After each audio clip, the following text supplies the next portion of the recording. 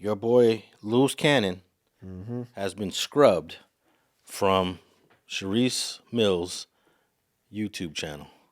Now, if you remember, Shereice Mills added his name to the YouTube channel. It was Shereice Mills and Luce Cannon. And there were a whole bunch of videos that he was uploading to her original channel, including a bunch of shorts. But if you scroll through, which I'm doing right now, there are no more Luce Cannon content. The Shereice Mills title has been renamed just to Shereice Mills only. If you go to the shorts, where this dude used to post videos every day, there was at least 100 shorts of Luce Cannon in here. They're all gone. She's decided to depart from being associated, at least with the YouTube channel, with Luce Cannon. That's his child? That is his child. That is his sixth kid, I believe. Yeah, sixth or seventh. And I think she is the fourth one to have children by this dude. So you got two things it could be. And one is automatically X'd off. Is either his attorney advised him to do that, but it was already there. It's too late now. It's too late for that. So you can X that off. And anytime someone told her to don't put your boyfriend on the internet because it's not wise, she always pushed back. So she was never for protecting him for his case in terms of your first reason. And number two, she's very oblivious on how it go as far as the law. And she thinking he was going to get out soon, and he's not. He's looking at more time than she expected. And even if, let's just say, if he prayed to the highest power and the whole Fed thing went away, he still got to go holler at the people in the state because he was running from them based on his baby mama Gigi and whooping her ass and violated that terms of probation or whatever. Yeah, he's looking at 4 years there. 4 years in the state. So you wasn't about to get no DICK in no time, no near future or nothing like that. So it came to realization that he's about to be gone for a while. And if she starts dating somebody, the first thing they're gonna say is like, "Why is this dude on your channel? Yeah. You're dating me, but you got this other dude on your YouTube channel." Mm-hmm. So she scrubbed it, and she had a podcast. Remember her little podcast she had? It was called Sunday Service. What's up, guys? Welcome to our 5th episode of Sunday Service. And we got special guests in the building, DJ Academics. Come on, round of applause. What's up? What's up? Good.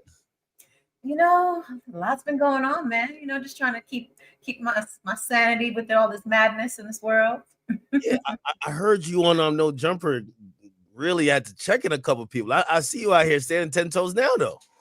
Okay. Where she actually had, they tricked Lil Durk into an interview on the Sunday Service. And that ended up hurting him with his case as well, right? Yeah. So the whole podcast section that she had only maybe 4 or 5 episodes gone.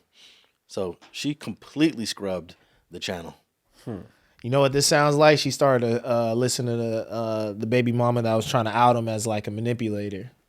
She's starting to wake up to it. Yeah, the further she got away from Luce Cannon and months went by and that whole appeal of this is my person starts to rub off, you start to wake up and realize, I'm a clown in the circus too. I doubt that. You don't think so? No, she was fully aware Luce Cannon get in because she played a part of it. So it ain't like she just opening her eyes to it. You know what I'm saying? No, I think she was complaining behind the scenes because I got privy to a conversation that Shereice had with Luce Cannon's mom, and they were arguing, and Shereice was like, "You raised a son that all he does is come on the internet and lie." So that let me know that she was somewhat uncomfortable of all the lies, but she was going for it because that was her dude. Nah, that's the same instance of you having sex with this dude all year, y'all fall out and you say his dick little. Nah, you been knowing he was a liar because you sat there and lied alongside with him. Nobody ever heard of a ghost producer. He talking about he produced for all these people and she made up the term, they got ghost producers. I'm from South Central California, Crenshaw District, the 6th side. Super producer, produced for Mariah Carey, Beyoncé, Usher, 50 Cent, The Game, Cardi B, Offset, Rich the Kid, etc. Like for everybody. Mm-hmm. So you've been producing for music for years? For years. Since I was like 14. I had a hit record with 50 Cent, and then Well, what song? can't say, but a hit record. NDAs, you know, when they buy off the license to. Because I was actually writing and producing and stuff like that. So I got an opportunity with Chris Lightning before he died or whatever, and one of 50 Cent's biggest records. So you produced it, I produced it. but you don't have credit for it in the album? You know what they do when they have those ghost producers and they buy it out? So basically I was got signed with Scott Storch, and when I got signed with Scott Storch or whatever, everything went under him. And then we fought for it when I got up older of age, because I wasn't up at age. I was only 14 years old when I did the hit. Oh, damn. Okay. So what are some other big records? What are some stuff you can't talk about? Like what's your biggest record that you've produced? You could say Bodak Yellow with Cardi B. Got her started. You produced that? Of course. Wow. Okay, that's what's up. But then all the lies were his lies. She got dragged into his lies. You know, she had to back up his lies. At some point, you start looking at this like, how stupid do you look? Right. I'm backing up all this dude's lies. Right. Her whole YouTube channel was full of lies. He owned all these Subways, 63 Airbnbs. Right. And then you realize that, like, I'm pretty sure she thought that she was, for a while, they kind of had a little motion there with, like, Act, Whack, and Luce and all that. And then Luce said something to Whack that he didn't like, and he just turned the water off. And now she's realizing, I have no celebrity. Like, any power, illusion of power I had is now torn down completely. You feel me? And I'm just living in a web of lies, like you were saying. And especially like with the whole media circus thing, like you could try to play the ringleader and think like, oh, I'm controlling this, whoopty wham wham. And she's thinking I'm the right hand to the ringleader. And then she realizes I'm just another clown in the circus. Ricky. You know? Bro, do you know this man, Luce Cannon, just recently called in and I'm disappointed in TMZ to even platform this, and he said he broke the news to Big U that his son was unalived and they cried together, right? Oh, man. TMZ wasn't supposed to platform that, bro. Because I took TMZ like as a more credible resource. And TMZ, y'all watch all these platforms just like the rest of the world do. Y'all know this dude lying. You know this dude ain't got a song with Drake. They ain't paying attention to Luce Cannon. Yeah, they is, bro. Bro, it's hard to miss him. Come on, bro. He attaching his lies to all these people, bro. But that's the thing that got him on, though, for real. When you think about it, like okay, in LA and being a part of like No Jumper and consuming No Jumper content, I did think for a second that Luce Cannon was somebody. You know what I'm saying? For a second, right? Because you would think, well, who would make up a lie this big? Right. Who would make up a lie this big? And then in LA, it's always little players next to big players. You know that's the thing. You might be standing next to somebody that was just partying with Meek Mill and being treated like one of the guys or whatever. It happens all the time. But the more you start to listen, the more you like, man, get this dude. Like next episode, where's the episode without Luce? I'm tired of dealing with the Luce Cannon shit. But you know, for looking outside in, they may not gauge it right. You know what I'm saying? We from here. I knew this guy was a liar during the MySpace days. Oh, okay. So you go way back with him. I never had a MySpace. Because his name, he took the name off of one of my childhood friends. Luce Cannon. Yeah, Luce Cannon is a dude that was involved in hip hop back in the day. He was managing artists like Nas. He worked with so many artists. And back in the MySpace days, I think this fake Luce Cannon piggybacked off of his career. And he said he was the producer. He ain't never produced nothing. The real Luce Cannon produced. You know, so he's been lying since 2008. MySpace was back in like 2008, 2006. He's been lying. Correct. We went to the studio. He was with Ashanti and shit or whatever. And y'all know Del Dog from Main Street, right? That's my uncle, right?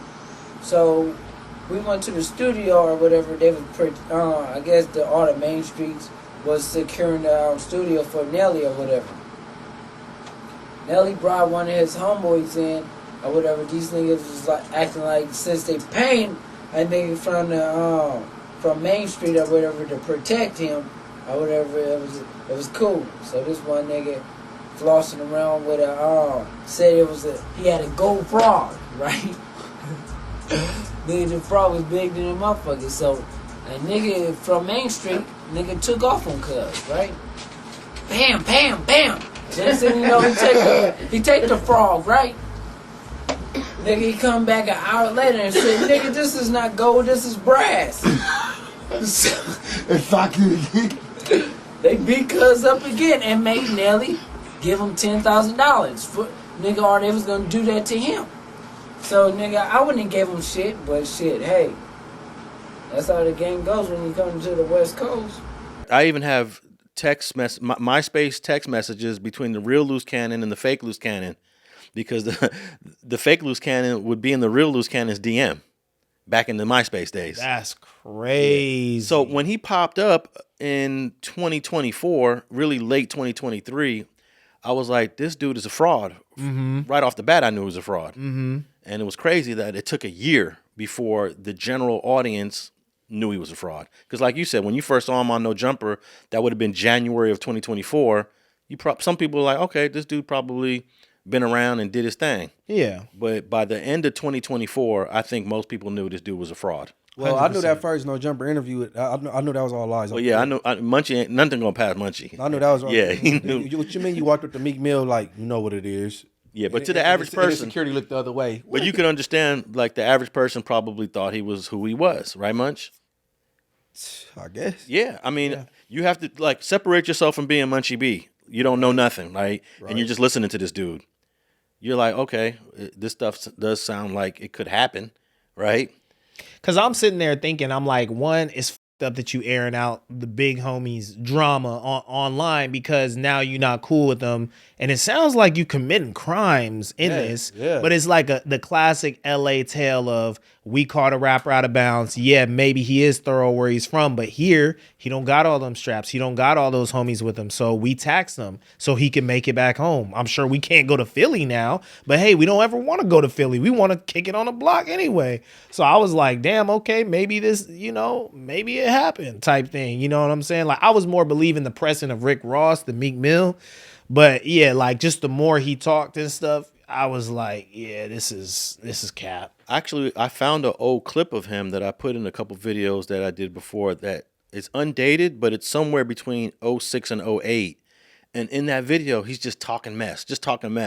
So if you see this old video of him young, and then you listen to what he's saying now, you'll be able to link the two and be like, this dude has just been a fabricator for the last 15 years. Right. But corrupt is from 6 hours. Yeah, but it still is like, it's nothing over there like that.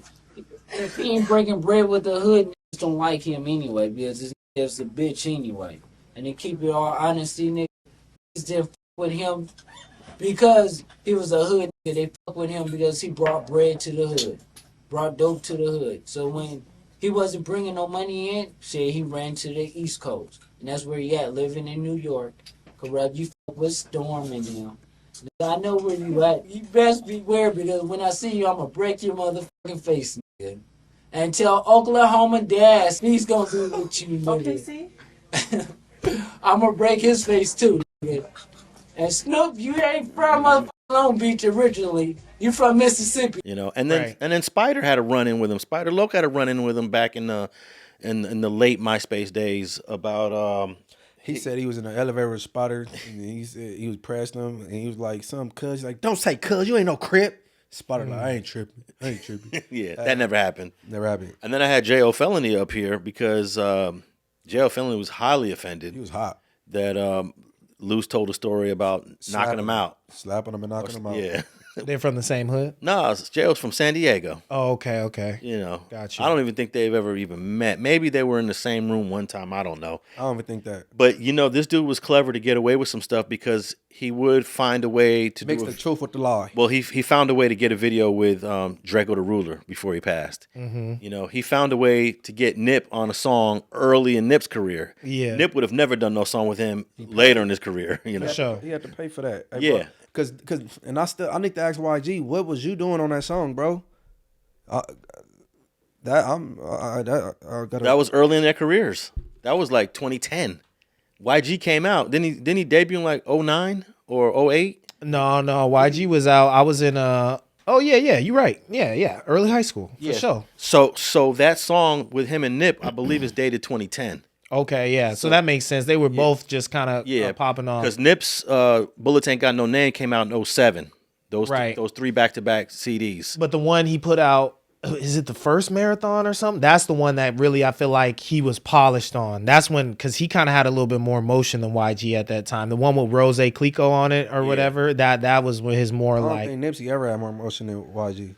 What you mean motion? Well, okay. Well, I'm saying from the standpoint of like, so I was like in parties and stuff like jerking with like Mustard and YG type. They were just younger. It seemed like Nipsey was more poised to have that industry run early on, whereas YG at that time seemed like more of like a LA act. No, it was the other way around. Cause you know, like Nipsey couldn't get on the radio without YG. He had to have a YG collab. You know what I'm saying? That wasn't a YG collab. That Nipsey song that made it on the radio. Last time that I checked. No, there's one before then. There's one before that where he samples the old 70s song or whatever. You got bitches ain't shit, but that's YG shit. There's one earlier than that. There's one earlier than that. Let me look songs, it up. Like is. I think it's with the dude, man. Shut up! Don't talk to me. That's YG. No. Anytime it was a radio hit, it had to be with YG on the song, unless it was last time that I checked, and that was Nipsey's song. Nah, he had one way back in the day, bro. He had one way back in the day. I'm telling you, it was on Power 106. It had to be 08 then. It had to be 08. Oh, around that time, 09, I was in high school. I remember I heard it. Let me see. Nipsey Hussle. Y'all remember that artist, Man? He was from LA somewhere. Oh, you talking about the dude from West LA? I think so. MANN. Buzzing, yeah.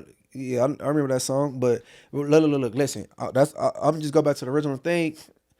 At no point did Nipsey have more emotion than YG. He ain't been on the tours he been on or the places he been. You know what I'm saying? Or sold the records. Yeah, I mean, I could be talking about perception. So I'm in high school at this point. So I'm closer in age to YG than I am to Nipsey. Mm-hmm. So I'm thinking at the time, you know, the way Nipsey was presenting himself and stuff, like Nipsey is next out the city, because you got to think who was before Nipsey, right? It was Game, and Game is all over Bullets Don't Got No Names, right? He's all over that. He's got like 3 songs on it, 2 songs on it, or something like that. So I'm thinking that Nipsey is gonna be the next like big studio guy to get a deal type thing. Whereas YG, you got to think the whole Jerk era and stuff. Like I've been saying, Ty Dolla was really the dude in that whole crew. To me, I thought Ty Dolla was gonna be the one to like blow early type shit. So you got YG, you got the Rejects, you got the Power Rangers. All them dudes is like making similar type music. No one knows what cream is gonna rise to the top. Then Tooted and Booted comes out and it's like, okay, all right, like this is a slapper. Like it's not just being played out here, it's being played in the Bay, it's being played in probably New York or wherever, you know what I'm saying? So that's when you kind of started to see it was about to be big for YG. But yeah, so it's just perception. I'm not saying that it's facts. This is just how I felt as a high schooler.